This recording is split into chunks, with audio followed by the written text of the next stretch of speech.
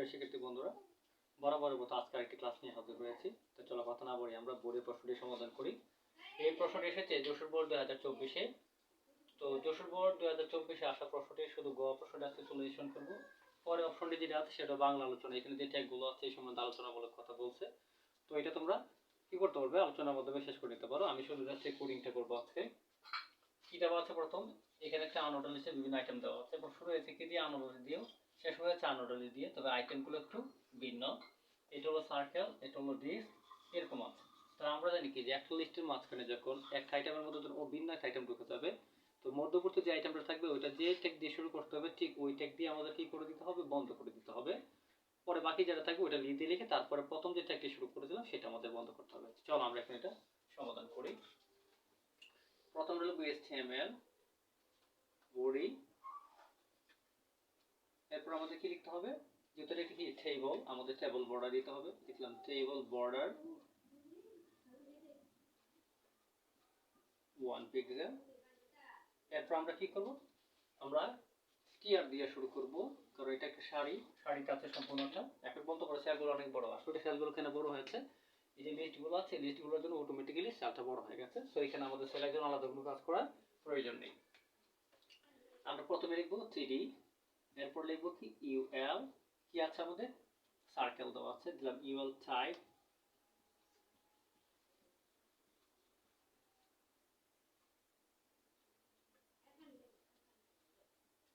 এই দিলাম circle greater than. এরপর আমরা কি লিখব, আমরা লিখব LI, কি আছে এ দেওয়া আছে স্ল্যাশ LI।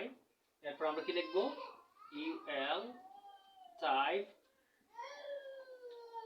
ডিস্ক, কি আছে। এরপর আমরা LI দিয়ে তারপর এগুলো লিখব LI, কি আছে X স্ল্যাশ LI। এরপর LI দিয়ে আমরা লিখব কি Y স্ল্যাশ LI। কি দিয়ে শুরু করেছিলাম, দেখো আমাদের কি আছে এখানে, আমরা বলছিলাম যে একটা লিস্টের মাঝখানে অন্য লিস্ট থাকে সেটা বন্ধ করে দেবো। এখন প্রশ্ন হলো, দেখো আমাদের যে এখানে যে এই ফরম্যাটের যে লিস্টগুলো আছে, আমরা যদি এখানে বন্ধ করে না দিই তাহলে আমাদের কি হবে, যদি আমরা বন্ধ করে না দেই তাহলে বিটাও কিন্তু কি হয়ে যাবে, এই লিস্টের অর্থাৎ ডিস্ক যে টাইপটা আছে ওই আইটেমের মধ্যে ঢুকে যাবে। এই জন্য আমাদের কি করতে হবে, এটাকে আমাদের বন্ধ করে দিতে হবে।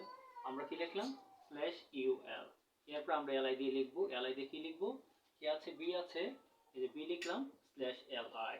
এরপর আমরা আবার কি করব, তাহলে এখন আমরা কি করব, দেখো যেহেতু আমরা এটা বন্ধ করে দিয়েছি, সো এটাকে শুরু করার জন্য আমাদের আবার কি করতে হবে, আমাদের আবার টাইপ করতে হবে। অথবা এখন আমরা যে টাইপকে আবার ইউএল দিয়ে শুরু করব, হ্যাঁ না, আমরা ইউএল দিয়ে শুরু করব না, আমরা শুধু এখানে লিখে দেব LI টাইপ, কি দিব আমরা ডিস্ক,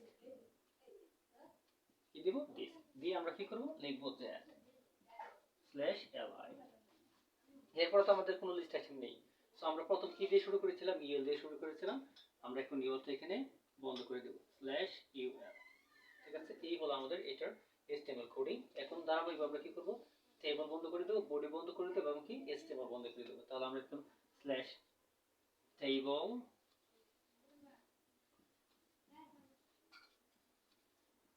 স্ল্যাশ HTML। ঠিক আছে, এই হলো আমাদের এই ছোট্ট একটি প্রশ্নের HTML কোডিং। যদি ক্লাসটি ভালো লাগে তাহলে বলবো অবশ্যই একটি কমেন্ট করে যাবে।